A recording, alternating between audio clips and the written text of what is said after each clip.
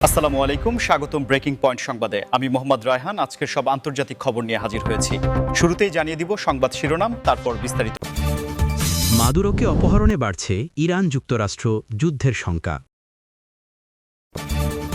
খামেনির ওপর হামলা মানে ইরানের বিরুদ্ধে সরাসরি যুদ্ধ, ট্রাম্পকে পেজেশকিয়ানের হুঁশিয়ারি। নোবেল না পাওয়ায় ক্ষুব্ধ ট্রাম্প, ইউরোপে শুল্কযুদ্ধের হুমকি। ট্রাম্পকে কেন বাধা দিচ্ছে সৌদি আরব সহ অন্যান্য রাষ্ট্রগুলো। ইরান ইসরায়েল সংঘাতের মধ্যে আমেরিকাকে জড়িয়ে বড় জুয়া খেলছেন ট্রাম্প। আপনি যদি ইসরায়েলের ধ্বংস চান এবং মুসলিমদের বিজয় চান, তাহলে ভিডিওটিতে একটি লাইক ও চ্যানেলটি সাবস্ক্রাইব করে যাবেন। আসসালামু আলাইকুম, স্বাগতম জানাচ্ছি ব্রেকিং পয়েন্ট সংবাদে। আমি মোহাম্মদ কিবরিয়া। এতক্ষণ শুনছিলেন সংবাদ শিরোনাম, এবার বিস্তারিত হয়। ভেনিজুয়েলার প্রেসিডেন্ট নিকোলাস মাদুরোকে কেন্দ্র করে আন্তর্জাতিক রাজনৈতিক অঙ্গন এখন রীতিমতো উত্তপ্ত হয়ে উঠেছে। যেখানে মাদুরোর নিরাপত্তা ও তাকে ঘিরে তৈরি হওয়া নতুন এই পরিস্থিতি ইরান এবং যুক্তরাষ্ট্রের মধ্যকার পুরনো শত্রুতাকে এক নতুন যুদ্ধের দ্বারপ্রান্তে নিয়ে যাচ্ছে বলে মনে করছেন বিশ্লেষকরা। সাম্প্রতিক গোয়েন্দা প্রতিবেদন এবং আন্তর্জাতিক গণমাধ্যমের বিভিন্ন সূত্র দাবি করছে যে মাদুরোকে ক্ষমতাচ্যুত করা বা তাকে অপহরণের মতো কোনো পরিকল্পনা পশ্চিমা বিশ্বের কোনো মহল থেকে করা হতে পারে। আর এমন আশঙ্কা থেকেই ইরান তাদের দীর্ঘদিনের মিত্র ভেনেজুয়েলার পাশে শক্তি অবস্থান নিয়েছে। আপনারা হয়তো জানেন যে লাতিন আমেরিকার দেশ ভেনেজুয়েলা এবং মধ্যপ্রাচ্যের পাওয়ার হাউস ইরান উভয় দেশই মার্কিন নিষেধাজ্ঞার কবলে রয়েছে, এবং এই সাধারণ শত্রুতার জায়গা থেকেই তাদের মধ্যে গড়ে উঠেছে এক গভীর সামরিক ও অর্থনৈতিক সখ্যতা। এখন প্রশ্ন হল, মাদুরোকে নিয়ে কেন এই হঠাৎ উত্তেজনা? আসলে ভেনেজুয়েলার তেল সম্পদ এবং আমেরিকার বাড়ির কাছে ইরানের উপস্থিতি মার্কিন প্রশাসনের জন্য সবসময়ই অস্বস্তির কারণ ছিল। কিন্তু বর্তমান পরিস্থিতিতে যখন গুঞ্জন উঠছে যে মাদুরোর ব্যক্তিগত নিরাপত্তার উপর হুমকি আসতে পারে, তখন ইরান পরিষ্কার বার্তা দিয়েছে যে তাদের মিত্রের ওপর যে কোনো আঘাতকে তারা নিজেদের ওপর আঘাত হিসেবেই বিবেচনা করবে।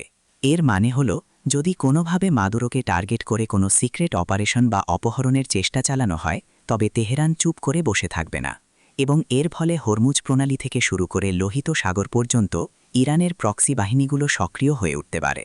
বিষয়টিকে আরেকটু গভীরভাবে বিশ্লেষণ করলে বোঝা যায়, ইরান মনে করছে ভেনেজুয়েলায় মাদুরোর পতন মানে তাদের কৌশলগত একটি বড় ঘাঁটির পতন, যা তারা কিছুতেই হতে দেবে না। অন্যদিকে মার্কিন যুক্তরাষ্ট্রের কট্টরপন্থী রাজনীতিবিদরা মনে করেন মাদুরো সরকার মাদক পাচার ও মানবাধিকার লঙ্ঘনের সাথে জড়িত, তাই তাকে সরানোটা তাদের নৈতিক দায়িত্বের মধ্যে পড়ে। এই পাল্টাপাল্টি অবস্থানের কারণে পরিস্থিতি এমন এক জায়গায় গিয়ে দাঁড়িয়েছে যেখানে একটি ভুল পদক্ষেপ বা একটি গোয়েন্দা তথ্যের ভুল ব্যাখ্যা দুই দেশের মধ্যে সরাসরি সংঘাতের স্ফুলিঙ্গ তৈরি করতে পারে। দর্শক, আপনারা কি মনে করেন, আমেরিকার বাড়ির কাছে ইরানের এই প্রভাব বিস্তার কি ওয়াশিংটন মেনে নেবে, নাকি এটি শেষ পর্যন্ত বড় কোনো সামরিক সংঘাতের দিকে মোড় নেবে? আন্তর্জাতিক সম্পর্কের সমীকরণ বলছে মাদুরো ইস্যুটি এখন আর কেবল ভেনেজুয়েলার অভ্যন্তরীণ বিষয় নয়, বরং এটি এখন গ্লোবাল জিওপলিটিক্সের এক দাবার বোর্ডে পরিণত হয়েছে, যেখানে এক চালে ভুল করলেই বেজে উঠতে পারে যুদ্ধের দামামা। ইরানের সর্বোচ্চ ধর্মীয় নেতা আয়াতুল্লাহ আলী খামেনির ওপর যে কোনো ধরনের হামলা বা তাকে লক্ষ্যবস্তু করার বিষয়টিকে ইরান তাদের অস্তিত্বের উপর সরাসরি আঘাত এবং রেড লাইন হিসেবে ঘোষণা করেছে, জানিয়ে দেশটির president Masoud Pezeshkian Donald Trump এবং পশ্চিমা বিশ্বকে কঠোর ভাষায় সতর্ক করে দিয়েছেন। আন্তর্জাতিক রাজনীতিতে রাষ্ট্রপ্রধান বা সর্বোচ্চ নেতাদের নিরাপত্তা একটি অত্যন্ত সংবেদনশীল বিষয়, কিন্তু ইরানের প্রেক্ষাপটে খামেনি কেবল একজন নেতা নন, তিনি দেশটির ইসলামী বিপ্লব এবং শাসন ব্যবস্থার মূল স্তম্ভ।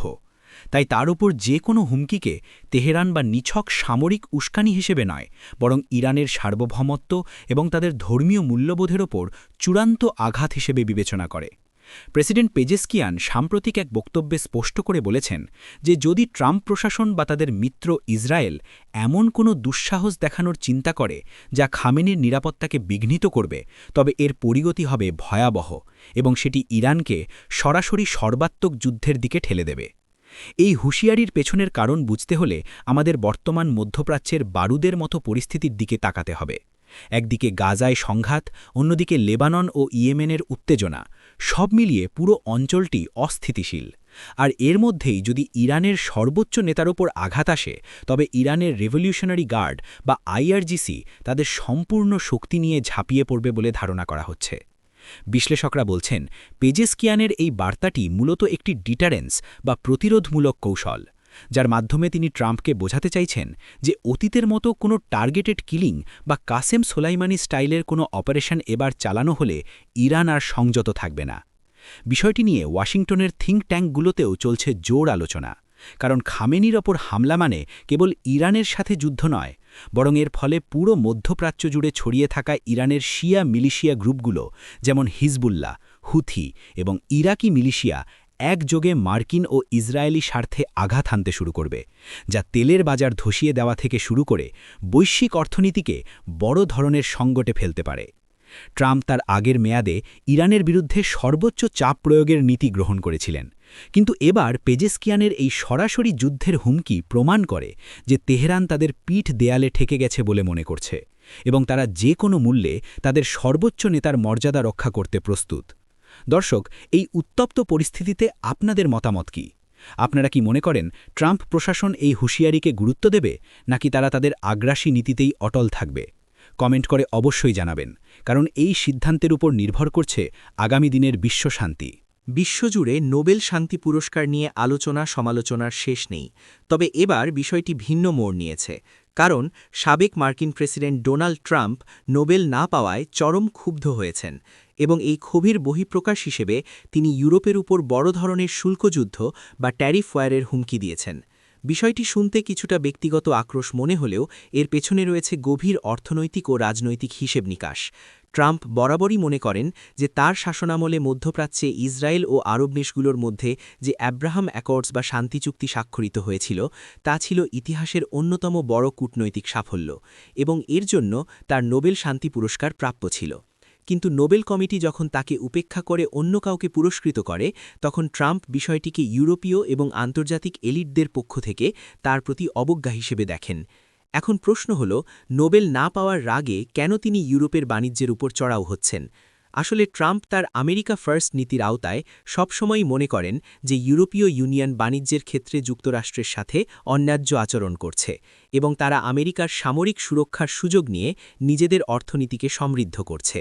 নোবেল না পাওয়ার বিষয়টি হয়তো সেই বারুদে আগুনের কাজ করেছে, যার ফলে তিনি এখন হুমকি দিচ্ছেন যে ক্ষমতায় ফিরলে বা সুযোগ পেলেই তিনি ইউরোপ থেকে আমদানিকৃত গাড়ি, স্টিল এবং অন্যান্য বিলাসবহুল পণ্যের উপর চড়া শুল্ক আরোপ করবেন।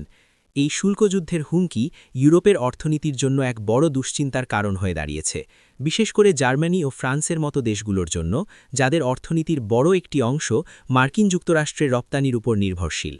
অর্থনীতিবিদরা সতর্ক করছেন যে যদি সত্যিই ট্রাম্প এই শুল্কযুদ্ধ শুরু করেন, তবে আটলান্টিকের দুই পাড়েই মুদ্রাস্ফীতি বাড়বে এবং সাধারণ মানুষের জীবনযাত্রার ব্যয় বেড়ে যাবে।